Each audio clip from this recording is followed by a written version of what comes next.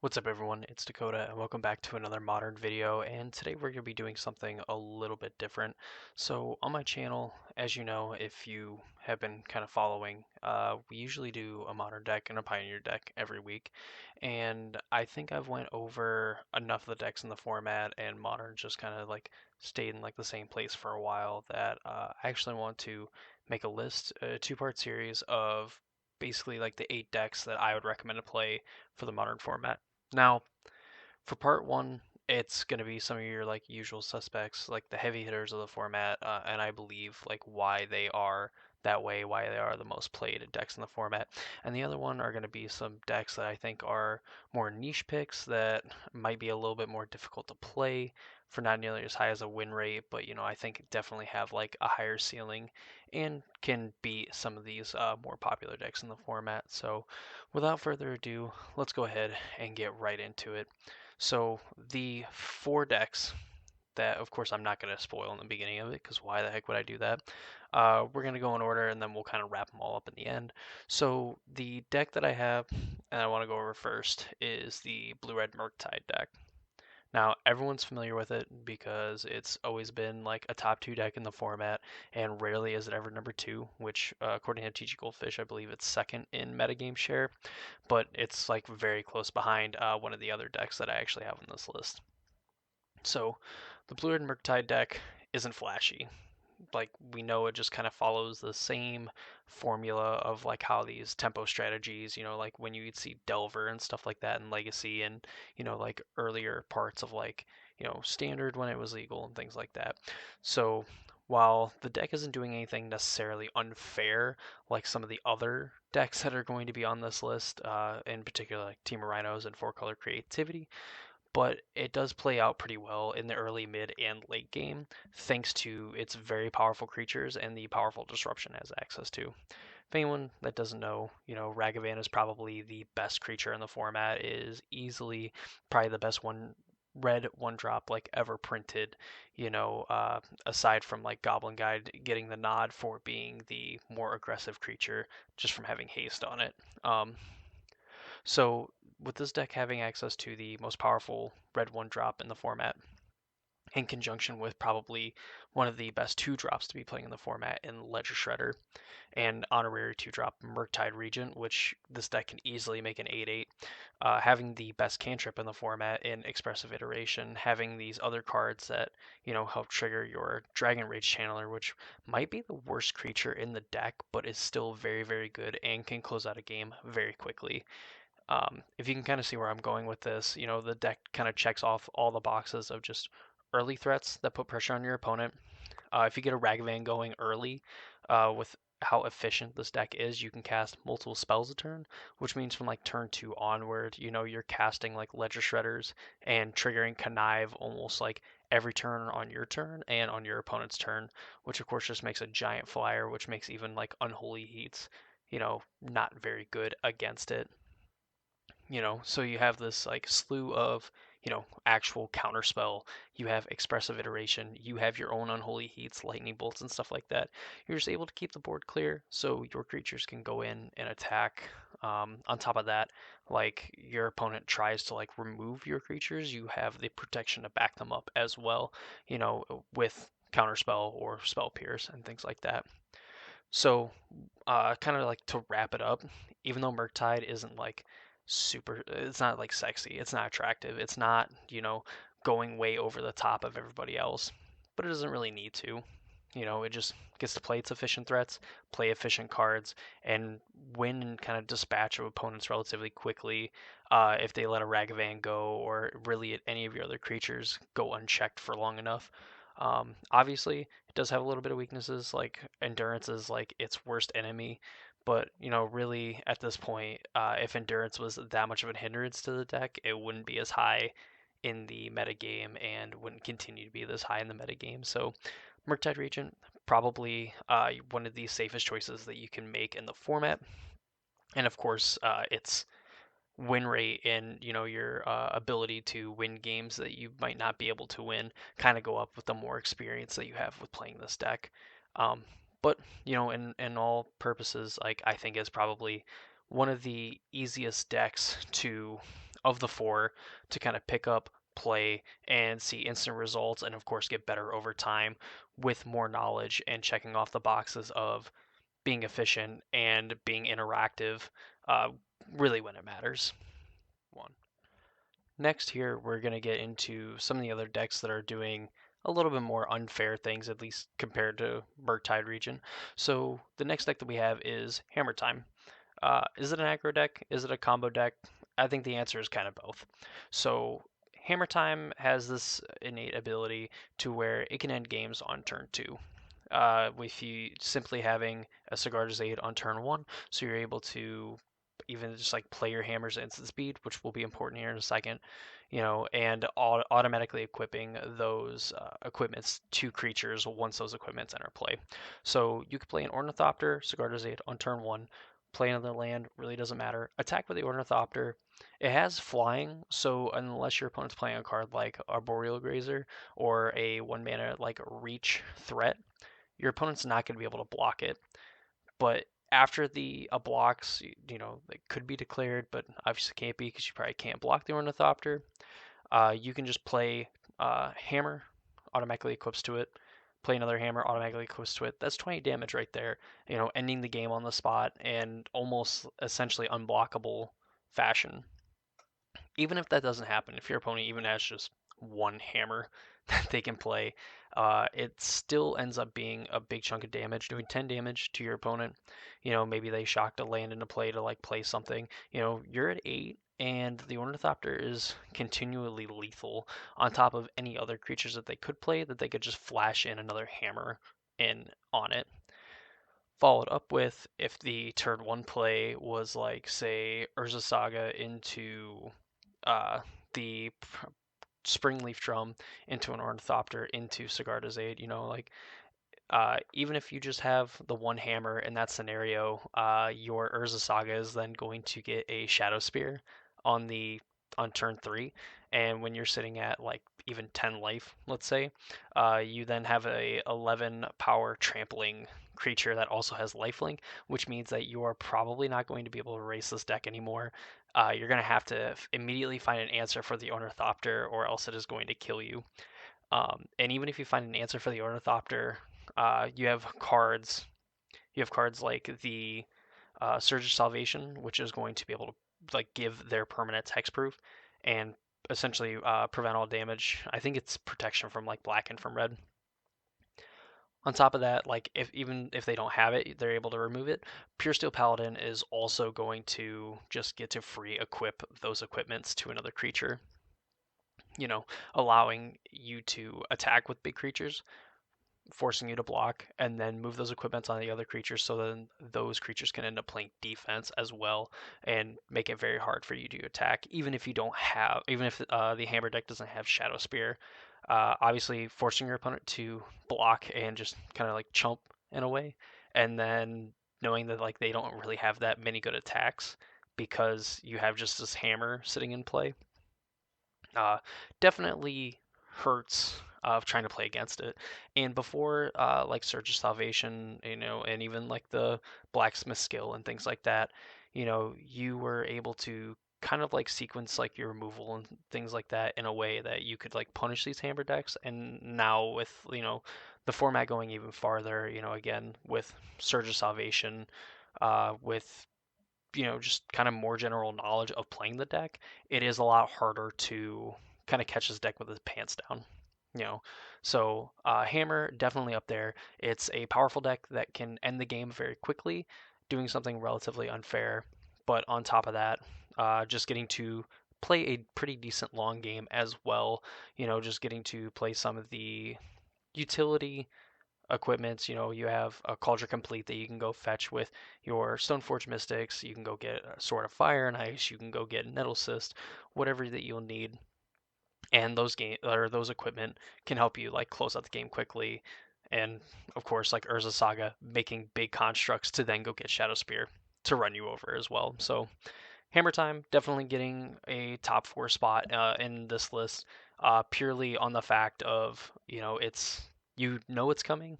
Sometimes you just know it's coming, you know they're going to do the thing, and you can almost never stop the thing that they're doing, and they just kind of run you over. So that is Hammer Time. Why it ends up being on this list. One. Next on this list is a personal favorite of mine, and it is, I would say, bordering on the unfair side. It's arguable with this and like Rhinos, which deck is more unfair, but I feel like four color creativity definitely exemplifies like what people think the modern format is, or like eternal formats in general, when they have like almost no concept of like what the format actually is. So unlike Hammer and Murktide, like this deck does have a pretty like consistent like win on like turn 4. I know we talked about Hammer, they just sometimes have like the nut draw where they can win on turn 2, but they're not going to have that every single time, where the creativity deck kind of like makes its bread and butter of like getting to do the thing on like turn 4, or just being very much set up to find it on the fourth turn of the game. On top of that, with cards like Fable the Mirror Breaker, you're not just able to creativity for 1, you're actually able to creativity for 2 if you're able to attack with the token that it generates. And of course, the token lives as well. For those, I guess, not familiar with creativity, you're able to, if you're able to get 3 other mountains into play, your fetch land can go get a card called Dwarven Mine, which comes into play untapped if you have 3 other mountains, or if you control 3 other mountains, and if it comes to play untapped, you make a 1/1 dwarf token, which then you can use uh, creativity to get rid of the token dwarf and the goblin shaman token, to then turn into Archon of Cruelty. And Archon of Cruelty is just completely nuts. In this scenario, where you get to put 2 into play, you essentially going to drain your opponent for 6. They're going to have to sacrifice 2, either creature, planeswalkers, some combination of the two. They're going to discard 2 cards, and then you're going to get to draw a card or draw 2 cards and gain 6 life. You know, so the way that you can kind of like get around like protection based removal, of course, if like your opponent has hexproof, you don't get to do those things. But most of the time, like your opponent's just not going to have like game 1 main deck like hexproof stuff, unless you're playing against Hammer and they have like Surge of Salvation. But it usually kind of like triggers like an I win. Your opponent is down so much material after something like that happens, and they also have to find a way to answer 2 Archons, because if you just get to attack with it, of course they lose 6, then they lose another 6, and they get hit for 12. So that's 24 damage just from 2 Archons between the ETB, the trigger from when they attack, and of course like the damage that they do as well. And even just having an answer for 1, I mean, like 1 Archon really puts a lot of pressure on your opponent. Even just getting to creativity, doing the natural thing of just playing your 4th land, going and getting a Dwarven Mine and doing it. It could definitely, is still you must answer this threat, or it's going to run away with the game. Because like getting to draw, multiple extra cards uh, with this deck in particular does mean that you can kind of set up like random 6s, where you can just kind of continually get to like fetch and thin out your deck. You can go and play cards like Teferi Time Raveler, which make it hard for your opponent to interact, with like counter spells, and they have to play their removal at sorcery speed, which means like if they're using up their mana on your turn to deal with your Archons, you're able to kind of like loot through your deck to try and find, ways to creativity again to put more Archons into play and so on. This deck is definitely more on the side of it wants to do its plan A, and its plan B is just hard casting its creatures. And while I think the next deck, Rhinos, that we're talking about, has a better like plan B than like what 4 color creativity does, creativity's plan A is just so powerful that it's it's why it's that good, and why it's currently one of the most played decks in the format. It gets to put this giant creature into play, and on top of the crazy mana base that it gets to play, you get to play cards like Leyline Binding, which is essentially 1 mana catch-all removal for any of your opponent's things. You get to play Lightning Bolt for early interaction. You get to play Prismatic Ending, for other like non-creature permanents, for a cheap cost. And of course, with Teferi Time Raveler, you get to ending basically whatever you want. Playing a 4 or 5 color mana base, more than likely a 5 color mana base, means that, as you get later into the game, ending is going to be able to hit more things with a wider variety. And, to top it all off, you get to play a card like Spell Pierce, which a lot of times means like you can hold off a turn from doing what you want to do, and you're able to kind of like catch your opponent off guard with a Spell Pierce in those early turns to kind of like throw them off, make them waste resources trying to stop you from doing your thing, and then them ultimately failing to do that and really putting them in a hard place with another Archon coming into play. Now, overall, I think four color creativity is definitely on the upper echelon of the modern format. Definitely earns its place as one of the four best decks in the format, and earned its spot as the most played deck in the format. Uh, Oddly enough, like I really don't see a lot of like results from like the four color creativity. I'm sure I'm going to eat my words by the time this video comes out when people are playing challenges and like they start winning with this deck. But I definitely think that uh, it is very powerful. It is very good and is a deck that basically punishes your opponent in the worst way of not having answers for it by just automatically losing the game. Lastly, and it really pains me to talk about this deck because as a Yawgmoth player, this is honestly one of the worst matchups to play against, and I almost feel like cheated whenever I play against this deck. So finally, as I mentioned multiple times throughout this, even though I said I wasn't going to spoil it, and then I immediately spoil it, Team of Rhinos kind of rounds out this top four list that I have here. Uh, Honestly, like putting a bunch of just trampling power into play, it turns out is good enough. On turn 3, you're able to, play a Violent Outburst and put 2/4/4s into play at instant speed. You can kind of ambush your opponents like Ragavans, their undelirious little Dragon Rage channelers, things like that. Even some of the other fair decks that are just trying to attack with like efficiently costed creatures.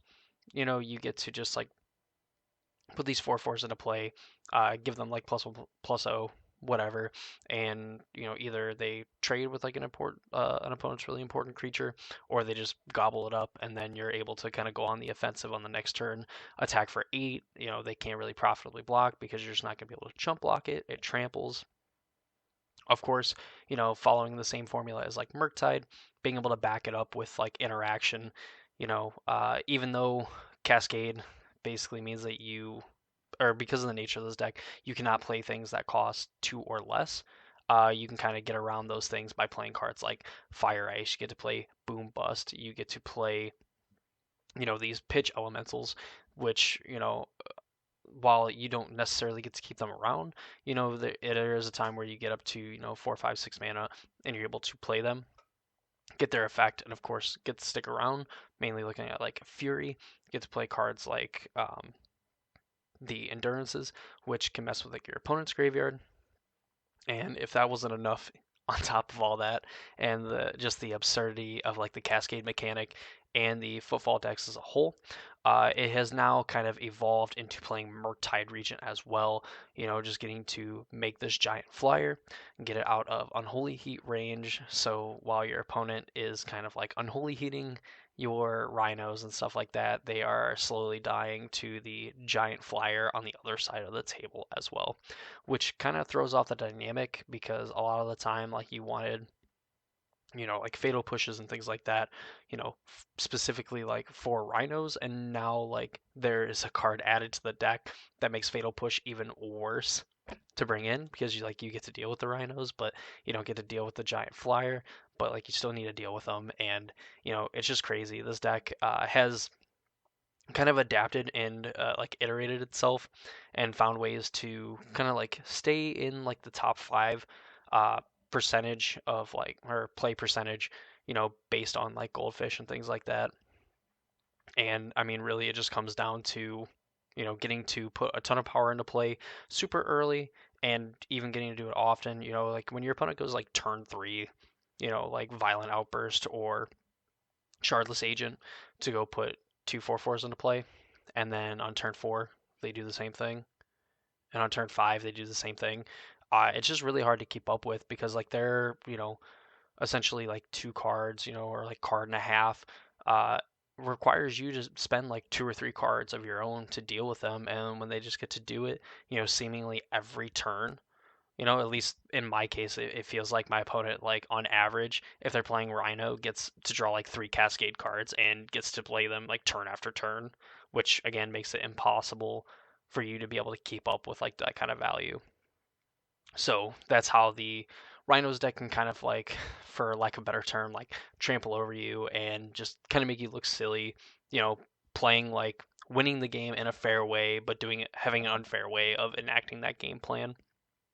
So yeah, that is my top 4 list of the probably the best modern decks in the format currently.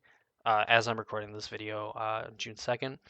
I said this is going to be a 2-part series. There is going to be 4 other decks that I feel like uh, maybe like aren't the best decks in the format, but I think they do something very powerful. They kind of have like a claim to having some pretty good matchups against like some of the top decks in the format, and are decks that you kind of have to watch out for when playing in a modern tournament because they are just that good. And if you're a very experienced pilot with any of them, really any of these decks, you're going to find success in modern as well. So that's going to do it for me in this video. I hope you all enjoyed. If you stuck around to the end of this video, I'd appreciate it if you leave a like on the video, comment down below what are the kind of like videos you want to see on like the modern or pioneer format. I'd say open to taking any and all suggestions, how to make the videos better, and so on.